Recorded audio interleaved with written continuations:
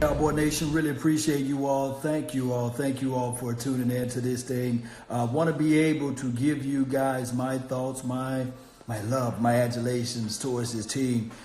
We are facing the Minnesota Vikings, who are stingy themselves against the run, against the pass. And we have to figure out ways. They only give up 17.5 points. So I'm looking at this team and I'm trying to figure out how we fit into the mix, right? How we can figure out ways to push the envelope in the right direction. I think that we need to start off scoring early and often. I really think that what Kirk Cousins loves to do is give the ball away to the opposition. That's Kirk Cousins. And regardless of how you look at it, that's Kirk Cousins. He will give you a few. Just like we say about Eli. Where Eli loved to pass interceptions, and then his son Daniel Jones loved to pass interceptions. I really think that Kirk Cousins is the cousin of both of those boys. So we can get turnovers and takeaways with Eli Manning, with Daniel Jones. We should be able to get it from a Kirk Cousins. What's up, Boog Thomas? Really appreciate you. Mazza, really appreciate you. Tomorrow we got an event. We're going to be live like 95 Cowboys experience at the Lava Cantina. It's right down the street from the Star in Frisco. I want to see y'all beautiful faces out there. Come on out there to the event. It's going to be between 2:30. Well, be there like 2 o'clock. Don't meet me there, beat me there at 2 o'clock. All the way up until 4 o'clock. We're going to have a slew of players that's going to be there that play for the Dallas Cowboys. So I can't wait to see y'all faces, man. You guys know how this thing go, Cowboy Nation. What do you think about Carl Joseph as an option during the offseason? This is Bobby. Carl Joseph did play good last night. He played fantastic. He was flying out to the ball. He was doing a lot of things that I was looking at saying to myself, man, that's some good safety play. There's some good safety play. I was wrong on Carl Joseph. I was wrong. But at this point, I think that we would do better just going ahead and drafting and investing into that spot. That's how I feel. I don't know about you all, but that's how I feel. And it just goes to show you that right now, the four-letter network and NFL network and all of the other networks out there, they are pumping up the Raiders like, God dog it, they done won the Super Bowl or something. The Raiders are still trash. The Chargers are still trash. Those two trash teams playing each other. They were saying, well, God, by golly, I'll tell you this right now. These Raiders are turning the corner. And, oh, my goodness, John Gruden or John, whatever the man Gruden is getting them going. The Gruden grinder. They haven't done anything. Forget those Raiders, man. Natasha, what's good? Really appreciate you. Texas guy, what's good with you? Is Cooper good to go? They say that he should be able to play. I just left my live stream on my YouTube. So for those who's filling in from the YouTube, he going to have a brace on his knee. Everybody know that Cooper is a phenomenal wide receiver. I mean, he's second to none as running his routes right now, especially since Antonio Brown is no longer in the NFL. The guy is just nightmarish as it relates to running in and out of his cuts. And then what he brings to the table that I think that the other guys don't bring to the table is flat out for the simple fact that his brother is huge. He's a big boy. So you got to come with it if you're going to play against Cooper. You got to come with it. You can't just be sitting there saying, okay, I'm going to pat you and try to redirect you. No, you got to come with the fire. You got to come with some flavor when you playing against, my God, Amari Cooper. Yeah, so that's why I was thinking, have yourself Amari Little Cooper. May your days be light. Thank you. That's the Amari Cooper. He brings the Christmas with him every Sunday, every Monday night, every Thursday night. When you see number 19, if you know what I mean, when he's out there, he's bringing the flavor for you. That's the reality of it. That is the flat out reality of it. Shout out to you, Adrian. The one person that's studying the most is Dalvin Cook. Here's the thing. Dalvin Cook said, hey, I want to have more rushing yards than my boy, Ezekiel. The path of the righteous man is beset on all sides by the iniquities of the selfish and the tyranny of evil man.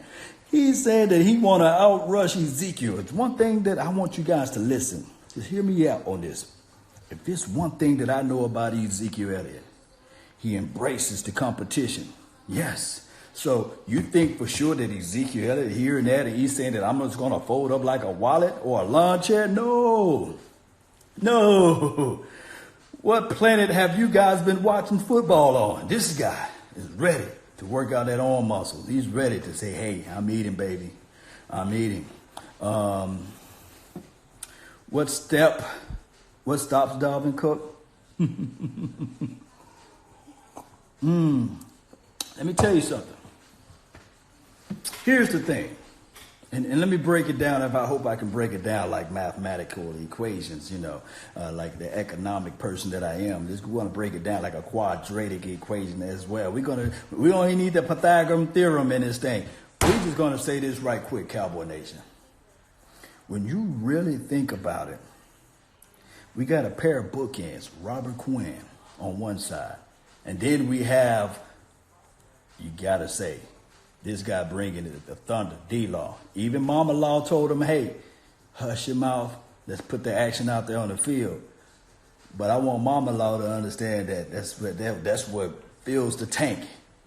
D-Law got to talk himself into it. And I like it. Ever since we going to punch the Saints in the mouth, I love it. He been stepping up and saying, okay, this is what we going to do. His mama said, hey, his mama said, if you want to push this back, you don't want to be talking all of the noise. Leave the less unfortunate alone. Just leave them alone. But no, mama need to say, mama said knock you out, right?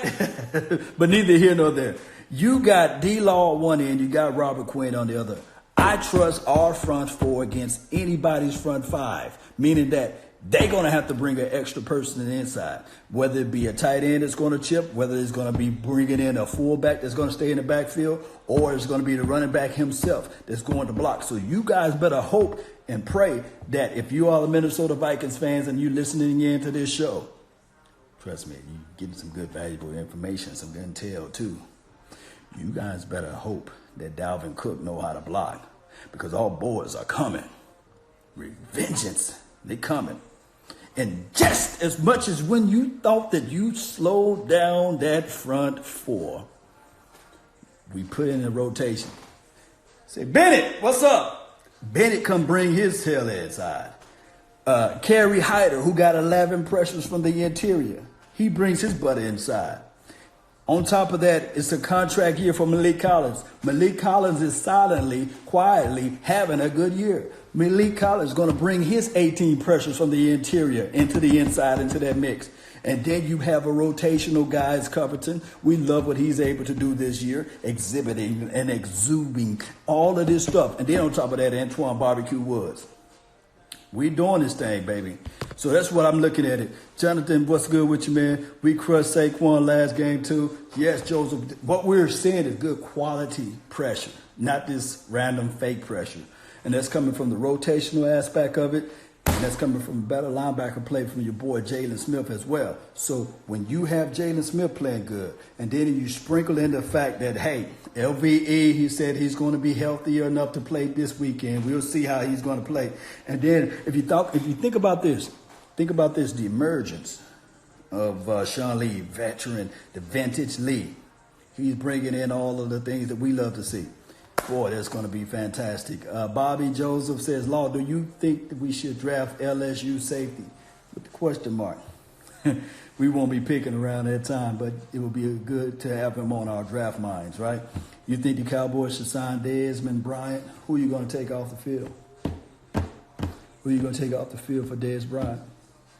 Just let me know, because you're going to keep Cobb, you're going to keep Michael Gallup, you're going to keep Amari Cooper. In the event, I would say you would need a veteran receiver to come into this mix, but at the same token of time, we have to understand who we're going to take, who we're going to cut. Are you going to cut a Devin Smith? Who are you going to cut? I love what Dez Bryant is doing out there against air. He is showing us that he is fantastic out in space, sharp off his release. Shout out to D-Rob. D-Rob, always open, is working tremendously with this guy, Dez Bryant, the young phenom Dez Bryant. But at the same token, I don't think that the way Dez Bryant left was a good service for the Dallas Cowboys. One thing I can tell you guys about this thing called life, you never know when you have to cross that bridge, so you never burn it. My thing is, it's going to be hard for this organization to swallow their pride, for one, because he called Sean Lee Snake Lee. And I love Dez. I would take Dez over Sean Lee right now. But by the fact that you call out a guy that's got a C on his chest, and even if it's not even there, he still got a C on his acumen as far as on the field study habits. And then you call out the front office. It's going to be hard for my brother Dez. I love him, but I just feel like the Rock Nation, all of that stuff, they failed him because he was talking too much about what he's going to do instead of what he's doing. So that's my only thing is. And I think that Rock Nation should have stepped up and said, you know what, Dez Bryant, you don't have to say a word. Just show everybody your highlight tape. Sit back, let the job come to you. Everything else would have worked out fine. But that's just what happened. When you're young, stuff happens like that. Do you think we need to draft a tight end? Oh, yes, indeed, we should draft a tight end. Hey, as much as we love old, reliable Jason Witten, he's only on a one-year rental. We need to fill in that spot. Remember, I do know that we have our reservations on Tyron Smith. He's getting long in the tooth. He had multiple back issues, back-to-back season, and it may be time now for us to invest in an offensive lineman, another one, believe it or not. But I come here to tell you that the tight end is the third hardest position to learn in the National Football League. Why, Law? Just listen, and I'll tell you why. Just listen. The reason why the tight end is the third hardest position to learn in the National Football League is because of this. He got to be able to block just like a tight end got to be able to block like an offensive tackle. He got to know the assignments of a fullback. Also, he got to know everything that a quarterback is thinking so that he can also play inside the slot and also play on the outside if called to, if needed to be. So that's why the tight end is so special, and especially in this modern day football, when the tight end is physically athletic and he's 6'5", 6'6", 6'7", and beyond. That's why it's so important. Do you think Amari is on a count where he should put Pollard in at wide receiver on a pitch count? I think that the way we're utilizing Tony Pollard now is a disservice, but however, I use a double negative. However, when you look at Tony Pollard's total body of work from high school, college until now, he's feeling right in where he needs to be. I think that next year we open up the full gauntlet or the full plays for Pollard. But by him not complaining, by him not standing tall on a pedestal saying this is what we should do, I think that he is in the right spot right now. And he's just sitting back and learning all the things that he can. So I like that aspect of it. So Pittman, really appreciate you for joining in. Underrated, really appreciate you for maintaining and conversating with the nation. Cowboy Nation, all I can say is that the way we win this game, we score early and often. We run the rock with Ezekiel. He accepts the challenge what Dalvin Cook is putting out there. We run this rock. We control this team. We control the time of possession. We also win down in the battle of the trenches, LOS, trench warfare. We win in those parameters. And on top of that, Cowboy Nation, I feel that here's what I said on my YouTube page earlier. Thielen, I believe, is going to be out. I'm not worried of any receiver that's going to try to catch the ball. I think it's Laquan Treadwell, whoever on 31 on our team. I'm not worried about that. I'm not.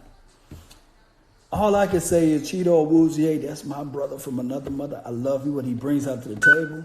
But if you can slide Jordan Hip Pocket Lewis on Diggs' side, because Diggs, they're not going to put Diggs on 31. They're not going to do that. They're going to put Diggs on the opposite side, which where they should. And then on top of that, their tight end is going to be in the slot or on that side of the field playing the wide, whatever. We need to have Woods rotate whatever side that's going to help out my guy, Jordan Hip Pocket Lewis.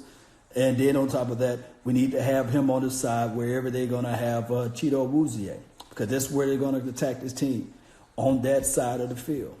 That's just how I look at it. So I'm thinking that what we need to do is just, if possible, have Jordan Lewis to spy Diggs. That's it. Let me know how you all feel about that, man. Marcus, really appreciate you. Lead 365, really appreciate you, as well as Jonathan Football. Thank you for tuning in. Yes, we re-signed Byron Jones. I'm just thinking this when I'm looking at it. We control this game by playing sound football, and we also have to have somebody covering.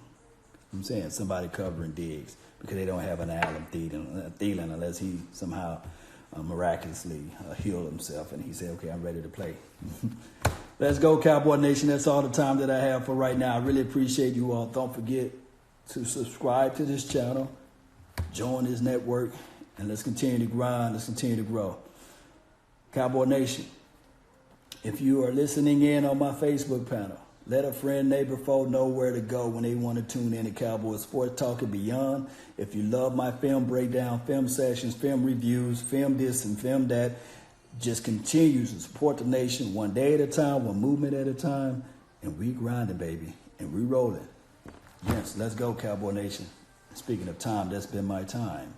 I really thank you all for yours. And remember, you're listening in to nothing but the best. Salute. Let's go, Bobby. And shout out to Mama Law, telling her son to hush and have yourself a merry little Christmas. Thank you. May your days be light. And now on, your troubles may be over the way. Thank you. Salute. I'm out. Peace.